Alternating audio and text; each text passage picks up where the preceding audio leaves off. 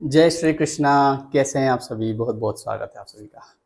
आज मैं आपके लिए बहुत अच्छी बात लेके आया हूँ। आज मैं पढ़ रहा था तो सोचा आपके साथ शेयर करूँ।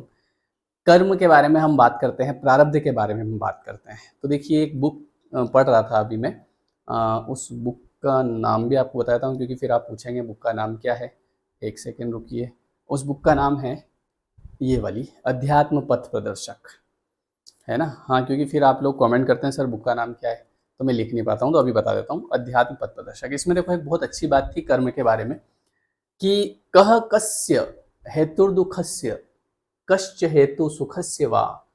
अब संस्कृत में तो नहीं पढ़ता हूँ मैं, डायरेक्ट आपको हिंदी में पढ़ के बताता हूँ। श्री लक्ष्मण जी गुहराज से कहते हैं कि कौन किसके दुख का हेतु है तथा कौन सुख का हेतु, अर्थात दूसरा कोई दूसरे के सुख दुख में कारण नहीं होता। इस बात को मैंने आपको कई बार समझाया है कि हमारे मतलब इंसान के सुख और दुख का कारण इंसान स्वयं होता है।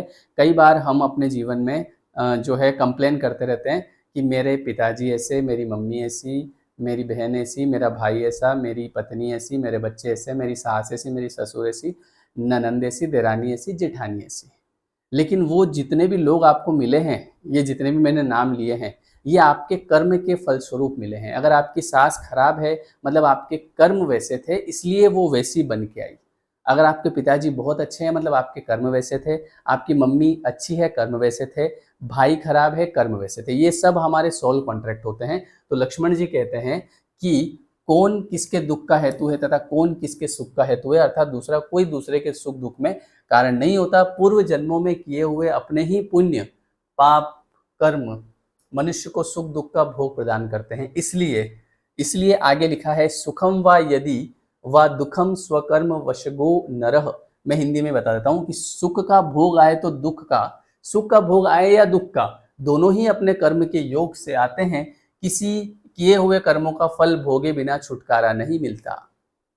जो भी हमने कर्म किए हैं वो जब तक हम नहीं भोग लेंगे तब तक छुटकारा नहीं मिलेगा। ऐसा नहीं कि हम उससे बच जाएंगे, मैं ये नहीं करूंगा तो ये हो जाएगा, कितनी स्कीम लगा लो, है ना। इसीलिए सबके या दुख के जो भोग बस जिस रूप में तथा जिस निमित्त से भी आए उनको शांति से भोग लेना चाहिए और चित्त को विचलित न होने देकर उसे स्वस्थ रखना चाहिए। चित्त को कई बार क्या होता है कि थोड़ा सा कुछ हुआ, इंसान अपने मन को इतना परेशान कर लेता है कि मेरी तो किस्मत ही खराब है, मेरी तो ये हो गया वो हो गया, और अपने चित्त को खराब कर लेता है। ठीक है, जो भी आ रहा है उसे भोग लो, चित्त को खराब नहीं करना चाहिए। और क्योंकि प्रारब्ध के भोग अनिवार्य हैं, नाम जाप से जरूर इसको कम किया जा सकता है। गीता में भगवान श्री कृष्ण ने चित्त की इसी अवस्था के बारे में कहा है कि जो मनुष्य प्रिय अथवा अनुकूल संयोग में हर्ष को प्राप्त नहीं होता, जो इंसान जब अच्छा समय चल रहा होता है और ज्यादा मतलब कई लोग होते हैं ना, थोड़ा सा पैसा आ गया तो किसी को कुछ नहीं समझते हैं, उनको लगता है अपनी जो भगवान है।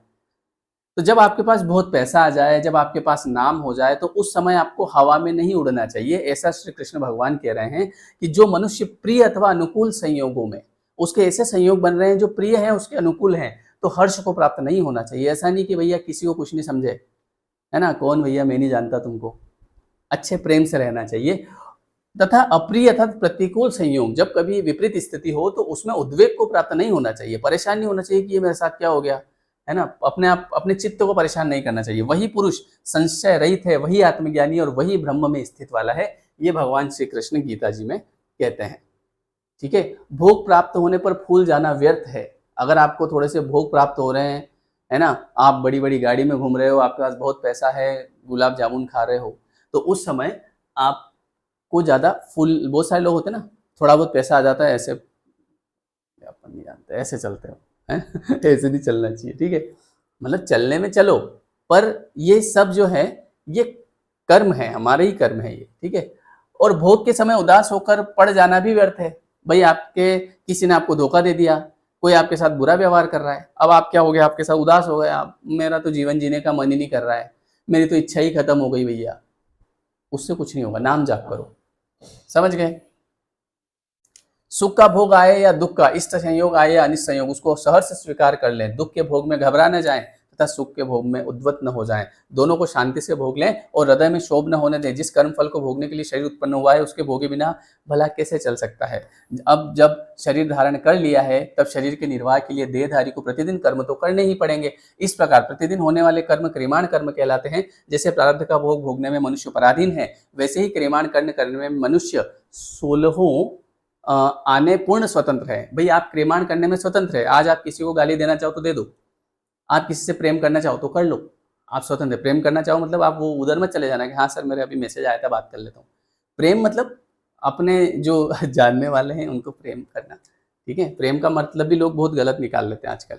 इतना अवश्य है कि वासनाएं उसको अपनी ओर, ये देखो आई गई ना बात, वासनाएं उसको अपनी ओर खींचती है, परंतु इस आकर्षण के वश में होना न होना मनुष्य के अपने हाथों में है। उदाहरणार्थ एक शराबी ने किसी शुभ घड़ी में यह निश्चय कर लिया कि चाहे जो हो जाए पर अब से मैं शराब को स्पर्श भी नहीं करूंगा, तथापि जब वह शराब की दुकान के पास से निकलता है तब वह स्वभाववश दुकान की ओर जाने के लिए ललचाता है, परंतु उस लालच के वश में होना या न होना उसके अधिकार में है।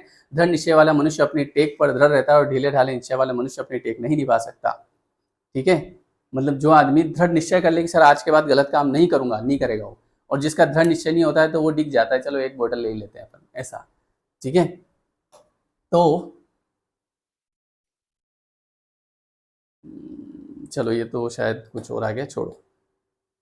तो मुझे लगता है कि आपको ये बात समझ में आई होगी कि जो हमारे सुख और दुख हमारी ही वजह से है तो हमको उसको भोग लेना चाहिए, भगवान का नाम जाप करना चाहिए, ज़्यादा परेशान नहीं होना चाहिए, किसी को कंप्लेन नहीं करनी चाहिए कि इसकी वजह से ये हुआ, इसकी वजह से ये हुआ, इन्होंने हमारा रिश्ता तोड़वा दिया, वो नहीं, ये नहीं करते तो ऐसा हो जाता। कुछ नहीं है, जो होना था वही हुआ है, ठीक है। वीडियो कैसा लगा कमेंट करके बताइएगा और लाइक करिएगा। और ये नया चैनल है, इस पर मैं इसी प्रकार के कंटेंट लेके आता हूँ जो भक्ति से रिलेटेड होते हैं, तो सब्सक्राइब करिएगा, ठीक है। चलिए मिलते हैं हम लोग नेक्स्ट वीडियो में। जय श्री कृष्ण।